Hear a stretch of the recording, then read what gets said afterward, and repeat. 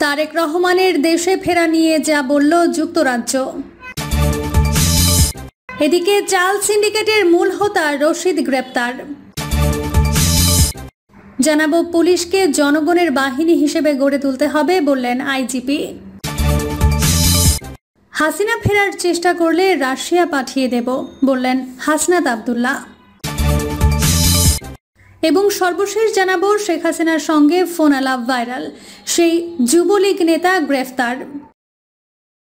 এতক্ষণ শুনছিলেন সংবাদ শিরোনাম, এবার বিস্তারিত।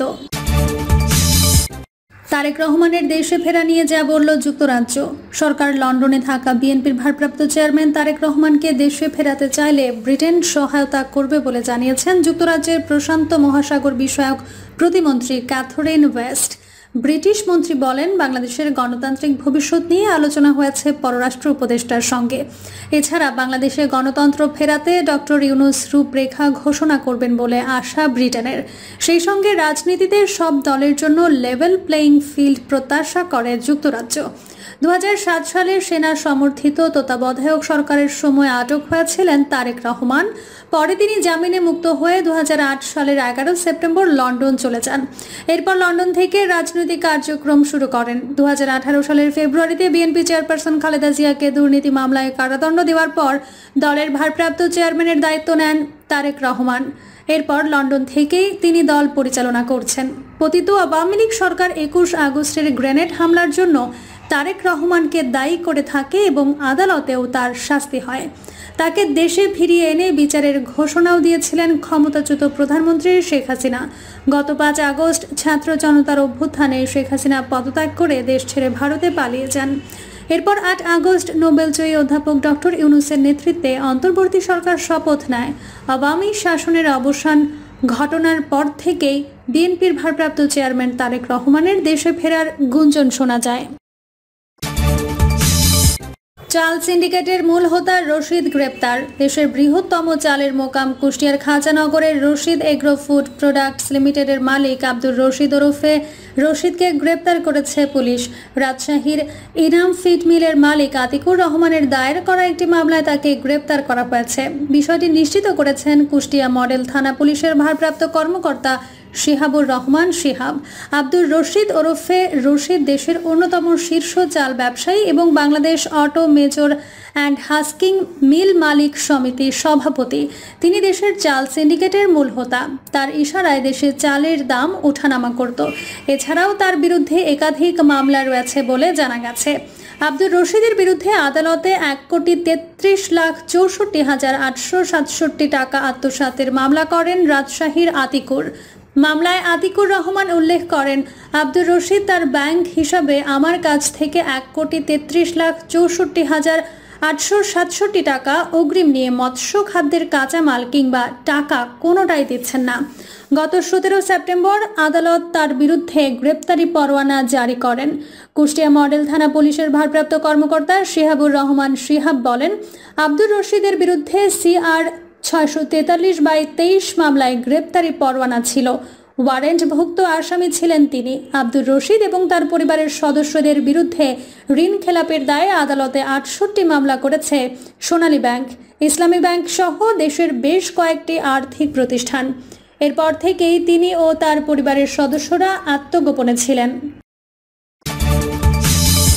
পুলিশকে জনগণের বাহিনী হিসেবে গড়ে তুলতে হবে বললেন আইজিপি। জুলাই বিপ্লবের চেতনাকে ধারণ করে এবং অতীত থেকে শিক্ষা নিয়ে পুলিশকে জনগণের বাহিনী হিসেবে গড়ে তুলতে হবে বলে জানিয়েছেন আইজিপি মোহাম্মদ মইনুল ইসলাম।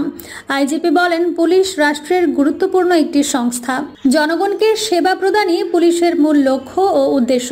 সেবা দেওয়ার মাধ্যমে জনগণের কাঙ্ক্ষিত পুলিশ বাহিনী হিসেবে গড়ে তুলতে হবে।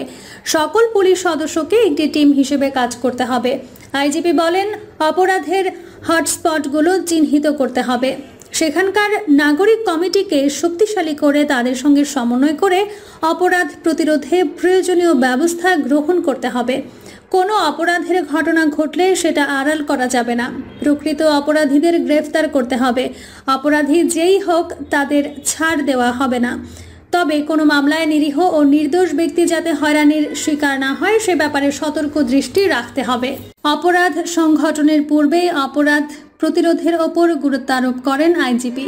থানার অফিসার ইনচার্জের উদ্দেশ্যে আইজিপি বলেন, থানা হলো পুলিশি সেবার কেন্দ্রবিন্দু। থানায় সেবা নিতে আসা মানুষের সঙ্গে ভালো ব্যবহার করতে হবে, কারণ যিনি থানায় আসছেন ধরে নিতে হবে তিনি কোনো না কোনোভাবে বাদী, ভিকটিম কিংবা সাক্ষী। তাদের সঙ্গে ভালো ব্যবহারের মাধ্যমে যথাযথ পুলিশি সেবা দিয়ে পুলিশের ভাবমূর্তি উজ্জ্বল করতে হবে। আইজিপি বলেন, ঢাকা শহরের অন্যতম সমস্যা হচ্ছে যানজট। পূর্বের তুলনায় ট্রাফিক ব্যবস্থার উন্নতির জন্য ডিএমপি ট্রাফিক বিভাগকে ধন্যবাদ জানান আইজিপি এবং আরও উন্নতি করতে বিভিন্ন দিক নির্দেশনা দেন। তিনি বলেন, পুলিশের পেশাগত দক্ষতা বৃদ্ধির জন্য প্রশিক্ষণের কোনো বিকল্প নেই। সকল পর্যায়ের পুলিশ সদস্যদের নিয়মিত বিভিন্ন পেশাগত বিষয়ে আধুনিক প্রশিক্ষণ প্রদান করা হবে। ডিএমপির মাসিক অপরাধ পর্যালোচনার সভায় আইজিপি বিভিন্ন পদমর্যাদার পুলিশ সদস্যদের বর্তমান সময়ে পুলিশি কার্যক্রম পরিচালনার ক্ষেত্রে বিভিন্ন সমস্যা ও চ্যালেঞ্জের কথাগুলো মনোযোগ দিয়ে শোনেন এবং পর্যায়ক্রমে তা সমাধানের ব্যাপারে আশ্বস্ত করেন। সভাপতির বক্তব্যে ডিএমপি কমিশনার বলেন, ঢাকা মহানগরীতে 2.5 কোটি জনসংখ্যা রয়েছে। তাদের সেবা দিতে ডিএমপি সবসময় প্রস্তুত রয়েছে।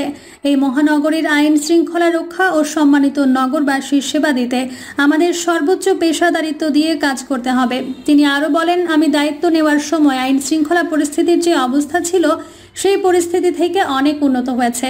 আপনারা কাজ করছেন বলেই আইন শৃঙ্খলা পরিস্থিতির এই উন্নতি হয়েছে। যে কোনো পেশায় চ্যালেঞ্জ রয়েছে। আমরা যে কাজগুলো করি এর মধ্যেও চ্যালেঞ্জ রয়েছে। সামনের দিনগুলোতে যে চ্যালেঞ্জ আসবে সেগুলো যাতে আমরা মোকাবেলা করতে পারি সেই লক্ষ্যে কাজ করতে হবে। উপস্থিত পুলিশ কর্মকর্তাদের উদ্দেশ্যে ডিএমপি কমিশনার বলেন, চুরি, ছিনতাই, ডাকাতি, দস্যুতা ও চাঁদাবাজির ঘটনা যাতে না ঘটে সেজন্য আমাদের পুলিশি তৎপরতা জোরদার করতে হবে। পাশাপাশি যে সকল ঘটনা ঘটবে তার সঠিক তদন্তপূর্বক প্রকৃত অপরাধীদের আইনের আওতায় এনে বিচারের মুখোমুখি করতে হবে। অপরাধ প্রবণ স্থানগুলো চিহ্নিত করতে হবে। অপরাধ প্রবণ স্থানগুলোতে চেকপোস্ট ও টহল বাড়ানোর পাশাপাশি জনগণের সঙ্গে সম্পৃক্ততার উপর গুরুত্ব আরোপ করেন তিনি। সভায় যুগ্ম police commissioner Mohammad Faruk Hossain October 2024 মাসের সার্বিক অপরাধ পরিস্থিতি ও বিভিন্ন মামলা সংক্রান্ত তথ্য উপস্থাপন করেন। পরে অপরাধ পর্যালোচনার সভায় অক্টোবর মাসে ভালো কাজের স্বীকৃতিস্বরূপ বিভিন্ন পদমর্যাদার কর্মকর্তাগণকে পুরস্কৃত করেন আইজিপি। হাসিনা ফেরার চেষ্টা করলে রাশিয়া পাঠিয়ে দেব বলেন হাসনাত আব্দুল্লাহ। শেখ হাসিনা যদি দেশে ফেরার চেষ্টা করেন তাহলে তাকে অতিথি পাখির মতো রাশিয়ার আরেক প্রান্তে পাঠিয়ে দেওয়া হবে বলে মন্তব্য করেছেন বৈষম্য বিরোধী ছাত্র আন্দোলনের কেন্দ্রীয় কমিটির আহ্বায়ক হাসনাত আব্দুল্লাহ। অনুষ্ঠানে সঙ্গীত শিল্পী আসিফ আকবরের গান পরিবেশনের ফাঁকে তার আমন্ত্রণে মঞ্চে উঠে এসে হাসনাত আব্দুল্লাহ বলেন, আজকে স্বাধীন বাংলাদেশের কারণে আমরা ট্যাগের ঊর্ধ্বে কথা বলতে পারছি। জাহাঙ্গীরনগর বিশ্ববিদ্যালয় ছিল এই আন্দোলনের দ্বিতীয় লেনিনগ্রাদ। শিক্ষার্থীদের উদ্দেশ্যে বৈষম্য বিরোধী ছাত্র আন্দোলনের আহ্বায়ক বলেন, আমরা সারাদিন ঝগড়া করব, কিন্তু যখন আওয়ামী লীগ আসতে চাইবে তখন সবাই একত্রিত হয়ে তাদের সীমান্তের ওপারে পাঠিয়ে দেব। প্রসঙ্গত বৃহস্পতিবার থেকে জাহাঙ্গীরনগর বিশ্ববিদ্যালয়ের 44তম ব্যাচের শিক্ষার সমাপনী অনুষ্ঠান শুরু হবে। এই উপলক্ষে সাংস্কৃতিক অনুষ্ঠানের আয়োজন করা হয়। সাংস্কৃতিক অনুষ্ঠানে আসিফ আকবর, তানজির তুহিন, রাফা সহ একাধিক শিল্পী অংশ নেন। শেখ হাসিনার সঙ্গে ফোনালাপ ভাইরাল, সেই যুবলীগ নেতা গ্রেফতার। সাবেক প্রধানমন্ত্রী শেখ হাসিনার সঙ্গে ফোনালাপ ও বিএনপি অফিস ভাঙচুরের অভিযোগে গাইবান্ধার গোবিন্দগঞ্জে যুবলীগ নেতা জাহাঙ্গীর আলমকে গ্রেফতার করেছে থানা পুলিশ। গোবিন্দগঞ্জ থানা পুলিশ জানায়, গ্রেফতার যুবলীগ নেতা জাহাঙ্গীর আলম সহ তার সহযোগীরা 3 আগস্ট গোবিন্দগঞ্জের বিএনপি অফিসে হামলা চালিয়ে ব্যাপক ভাঙচুর করে। ওই দিন থেকে তিনি ও তার লোকজন আত্মগোপনে চলে যান। এরপর জাহাঙ্গীর আলম গোপনে সাবেক প্রধানমন্ত্রী শেখ হাসিনার সঙ্গে টেলিফোনে কথা বলেন।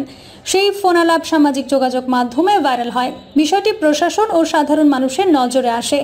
পুলিশ শুক্রবার 15 নভেম্বর ভোরে নওগাঁ জেলার মান্দা এলাকা থেকে গ্রেফতার করে শনিবার গোবিন্দগঞ্জ থানায় নিয়ে আসে।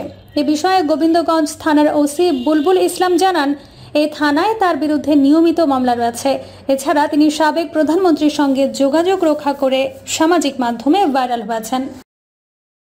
প্রিয় দর্শক, এই ছিল এখনকার সর্বশেষ সংবাদ। আপডেট সব সংবাদ পেতে চ্যানেলটি সাবস্ক্রাইব করে বেল আইকনটি ক্লিক করে রাখুন।